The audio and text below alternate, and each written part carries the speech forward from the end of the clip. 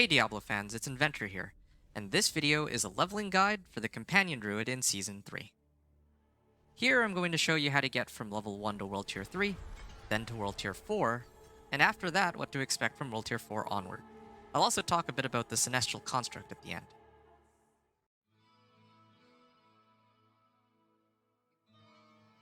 One thing to keep in mind is to have an elixir up whenever you can because of the extra 5% XP. As for which world tier to start on, I played on world tier 1 because it's easier, but this build can also handle world tier 2 as long as you keep improving your weapon. Now let's talk about where to level. Here's your to-do list from 1 to 45. You would go from getting the Seneschal Construct, to the Codex of Power, to the Druid-specific quest, to gaining XP from one of the methods I talk about later, and then finally clearing out the Cathedral of Light. From 1 to 10, your goal is going to be to unlock the Seneschal Construct by going through the seasonal quest line. This is the new pet for this season, and it doesn't feel amazing, but since you'll have this for the entire season, you might as well get it right away. Unlocking the pet will give you some stones to run it with too, so make sure to put those on your pet when you get them. From 10 to 15, your focus is going to be on the Codex of Power. You need to unlock your Codex of Power by acquiring an aspect and talking to the occultist in Kiovashad. From the Codex, the aspects that are mandatory for this build are Edge Masters and Aspect of the Alpha. Edge Masters is a must because we're not using any primary resource on this build, so it's always a free 10% extra damage minimum. Aspect of the Alpha is tougher to get since you need to go through Chapter 2 of the Season Journey to unlock it, so try to do the Season Journey challenges while leveling if you can. I would also recommend getting Inner Calm for more damage, along with the defensive aspects Disobedience and Mending Stone. You'll want to have these available for the Cathedral of Light, and possibly for the rest of the game. If, at any point, you find an item with Aspect of the Stampede or Conceited Aspect, do not throw them away or salvage them, because you'll need them later and you can't get them from your codex. At level 15, you'll unlock the Druid-specific quest, Spirits of the Lost Grove, meaning that you'll have to clear Turdulara's Stronghold and free Gathlin, and then turn in Druidic Spirit Offerings to get Spirit Boons, which I'll talk about later. From 15 to 45, you actually have a few options for leveling. You can do the Seasonal Quest line, Arcane Tremors, or Domain Tunnels. Option A is the Seasonal Quest line. You can go through the story if you're interested in it like I did, and you'll probably finish around level 25 if you do this. Completing the story took me about 2.5 hours in total, so it wasn't too bad. Option B is Arcane Tremors. Similar to Blood Harvest, mob density in these areas are hugely jacked up since they now have the regular monsters with constructs surrounding them. Prioritize Whispers tied to Arcane Tremors first, otherwise run the Arcane Tremors themselves. This is a great way to level since it gives good XP, stones, it's a big part of the new season, and it's fun. But in terms of leveling super quickly, it's probably not as quick as the third option. And for option C, we have Domain Tunnels, in which we spam Domain Tunnels over and over again, of course. I'm not 100% sure how this compares to Arcane Tremors, but if I were to guess, it's still the fastest known leveling method in the early game.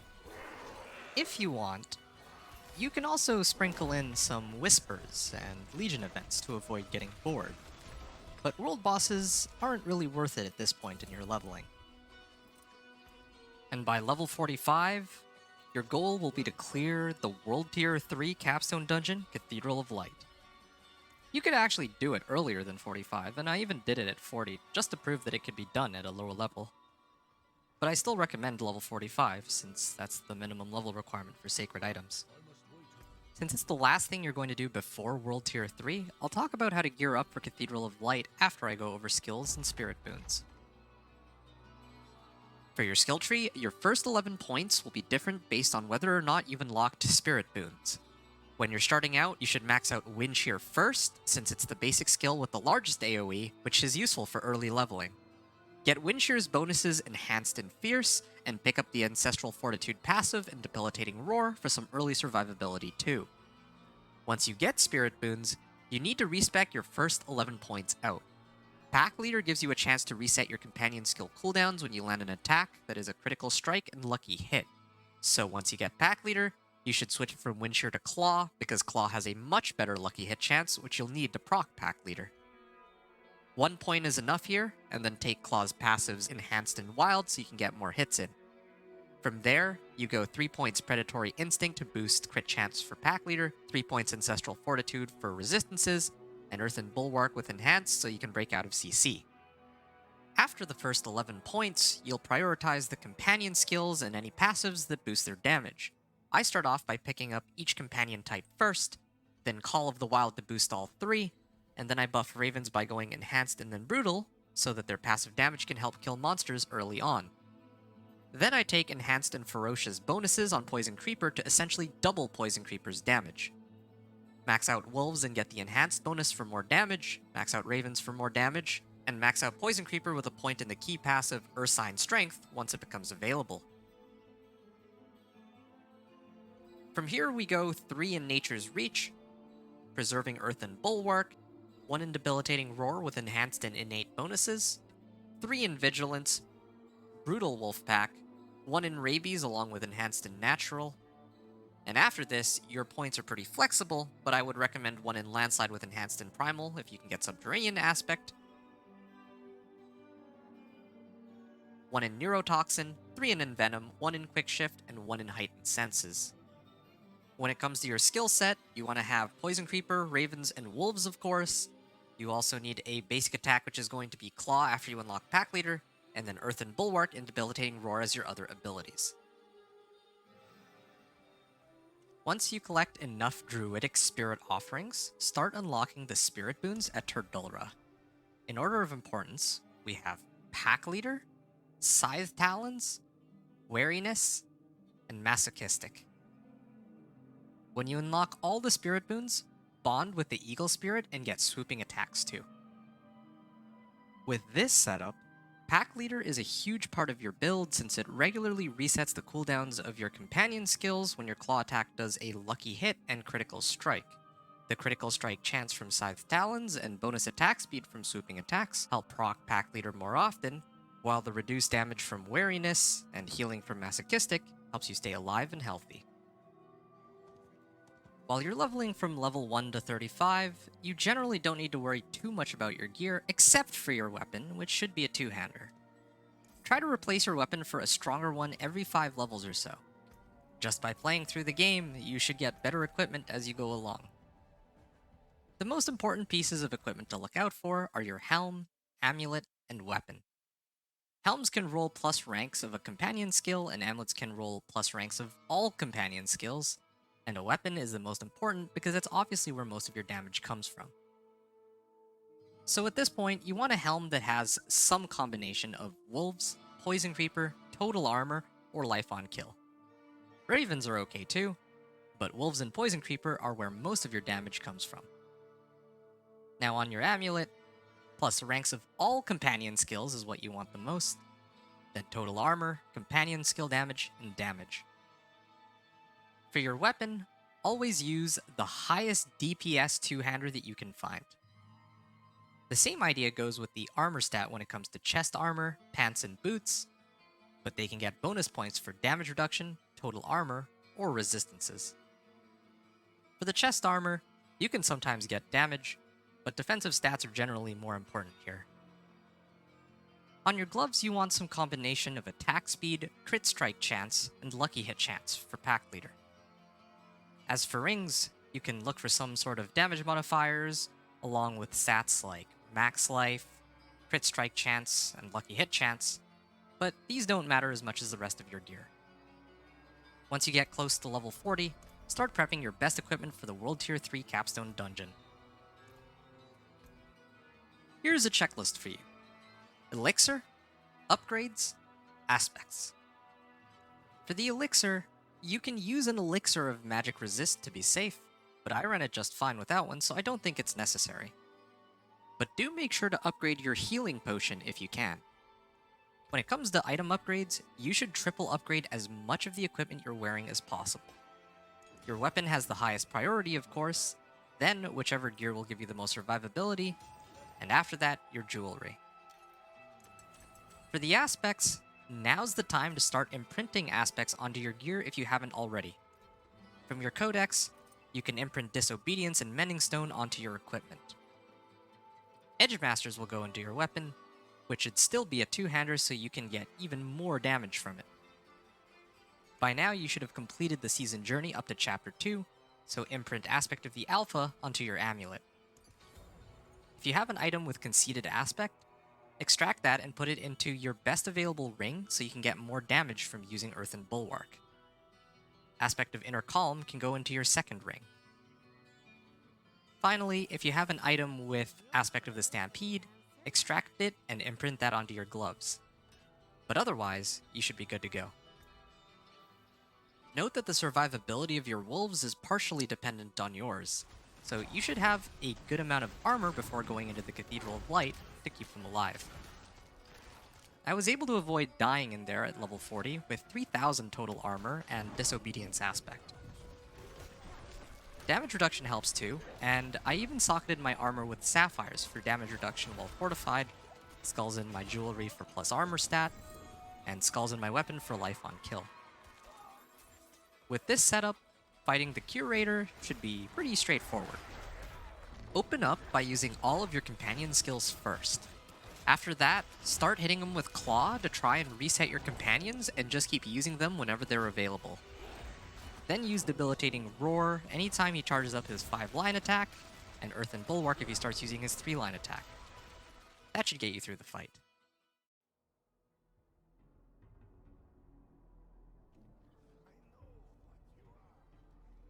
So if you made it to this point, then good job. You're now in Nightmare difficulty. Here, your skills and spirit boons stay the same, but your gear will change. You'll also unlock the Paragon board, which we'll go over after we talk about leveling. Just to give some general advice first, remember to keep using elixirs if you can. From World Tier 3 onward, you should always run a world boss whenever it comes up, since it can give you some good gear upgrades. Speaking of gear, you need to swap out as much of your equipment for sacred items as you can, especially your weapon. Keep your eyes peeled for Aspect of the Stampede, Conceded Aspect, and Subterranean Aspect, so that you can extract them and put them onto your equipment. Subterranean Aspect can help proc Pack Leader, which is why we put some points into Landslide on our skill tree. Here's how we're going to level from level 45 to level 60. From 45 to 50, you're going to be running Arcane Tremors or Domain Tunnels, basically the same as what you were doing in World Tier 1 or 2. But from level 50 onward, you have to run Tree of Whispers. The reason for that is that you need Wild's Glyph pronto. At level 50, you gain access to the Paragon board and glyphs, and every collection you get from turning in Grim Favors will give you a guaranteed glyph too. As you run Whispers, turn in favors for a two-handed weapon cache if possible to upgrade your weapon. Otherwise, one-handed weapon caches are fine too to try and get Aspect of the Stampede. And if those are not an option, pick whichever one of your item slots have the biggest need for an upgrade. After that will be Nightmare Dungeons, also known as NMDs for short. As soon as you get your Wilds Glyph, you gotta start hitting up those NMDs. Aim for a level 5 Wilds Glyph if you can. By level 55, you should be able to run tier 11 to 15 NMDs at a minimum with decent gear. Salvage lower level sigils for sigil powder. Beyond level 60, the goal will be to clear the World Tier 4 Capstone Dungeon, Fallen Temple. Because ancestral items have a minimum level requirement of 60, level 60 would be the ideal time to push for World Tier 4 if you're able to manage it, but Elias can be a very challenging fight if you're not prepared. Now let's go over your Paragon board. We would start off here, then go up here and select Exploit. After that, we go all the way to the board attachment gate and select Inner Beast. Then up, up, up to the glyph socket for Wilds. We need Intelligence for Wilds and its passive, so some points here and here. And then once that's done, return back here to the Exploit glyph, and put points into the nearby dexterity nodes to activate Exploit's passive too. Voila! You'll also see that we only used 40 points, which comes out to about level 60 if we don't count renown rewards.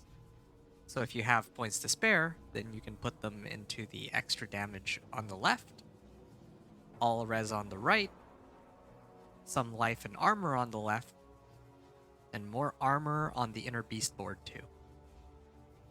By the time you go into the Fallen Temple, your Paragon board should look something like this. Here's another checklist for you. Elixir, upgrades and aspects, Paragon board. Before going in, you should get an Elixir of Magic Resist for the Elias fight if your resistances are lower than, say, 25%. After that, you need to prep your gear the same way you did for the previous Capstone dungeon. And as we just talked about, make sure your Paragon board is set up properly too, with the bonus effects from the Exploit and Wilds glyphs. Once that's done, you can head over to Fallen Temple and go have some fun. Fallen Temple itself isn't too bad, and you should be able to clear all of the monsters, or you can just run past them to the objectives. The real challenge is Elias himself. Elias has a lot of mostly fire-based attacks that you need to watch out for. I call them fire bolts, cone, triangle, star, circles. Try to run away or use evade to avoid getting hit by these attacks since they do a lot of damage. When he starts channeling a spell, you can cast Earthen Bulwark or Debilitating Roar, or both, to reduce how much damage you take. Finally, activate your companion skills on Elias whenever they're off cooldown, and that should eventually get you the win.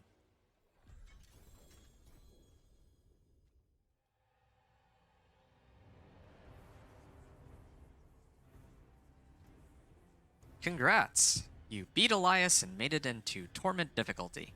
At this point, you might choose to respec into some other build if you were just using this build for leveling. But if you're going to keep using the Companion Druid, then keep grinding Whispers until you get the Wilds glyph. From here on out, you'll spend a great deal of time in Nightmare Dungeons. Keep running Nightmare Dungeons for upgrading glyphs and to get Distilled Fears. You need Distilled Fears to fight Beast in the Ice and get the unique Pantstorm's Companion, and then after that, you'll need to look for other equipment and sort out your Paragon board too. Because of how complicated that can be, I can do a separate video for the Druid Companion endgame if enough people are interested.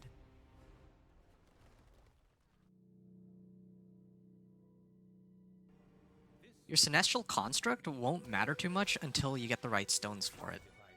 During leveling, it'll probably hit for a bit harder than one of your wolves. The governing stones you're going to want early on are Gyrate and Protect.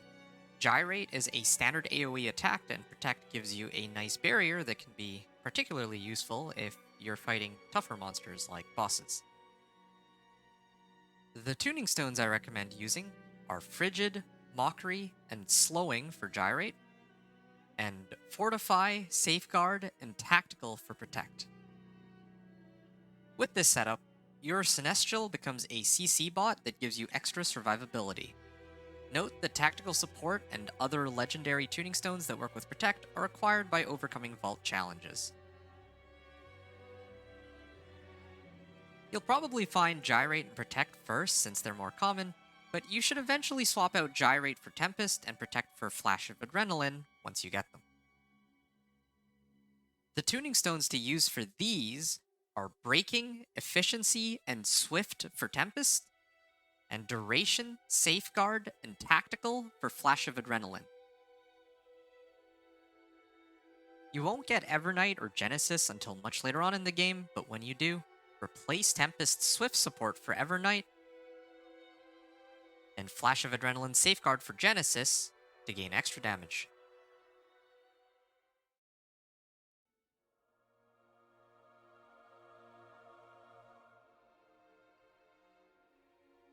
We're at the end of the video, so by now you should have everything you need to know to level with the Companion Druid in Season of the Construct. Let me know in the comments if you want to see me do a leveling guide for a different build, but otherwise, that's all from me. Adventure out!